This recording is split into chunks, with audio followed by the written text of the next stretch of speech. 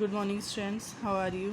I hope you all are good students. हमने हमारी जो है मेकाविटी तक पोएम कंप्लीट कर ली थी। नेक्स्ट पोएम है हमारी the last bargain.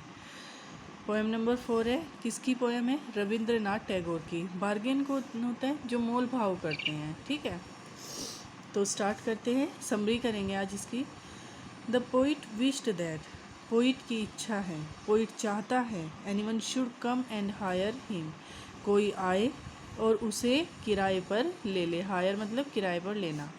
First of all the king came to hire him. सबसे पहले कौन आता है? राजा आता है। मैंने बताया था आपको कि राजा आता है पोइट को किराए पर लेने के लिए। He said that he would hire him with his power. वह कहता है कि वह उसको, किसको? पोइट को अपनी शक्ति से किराए पर ले लेगा। But he could not do so, पर ऐसा वह नहीं कर सका। Because his power has counted zero, क्योंकि पोइट के लिए उसकी जो शक्तियाँ थी वो ज़ीरो थी। Then in the heat of the mid day, फिर क्या होता है? Heat of the mid day यानी दोपहर के समय। An old man came out to hire the poet with his money. एक बूढ़ा आदमी आता है, पोइट को किराए पर लेना चाहता है। किससे? पैसों के बल पर, धन से।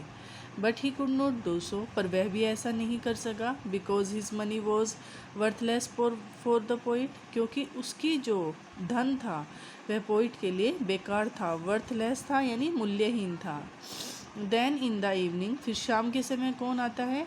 ए fair maid came to hire, एक खूबसूरत युवती आती है, महिला आती है।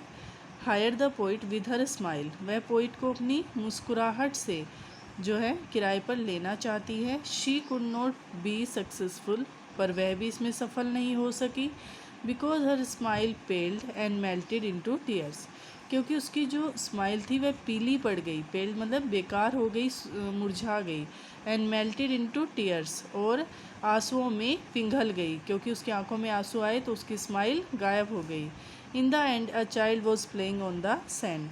लास्ट में क्या होता है? एक बच्चा जो है रेत पर खेल रहा था।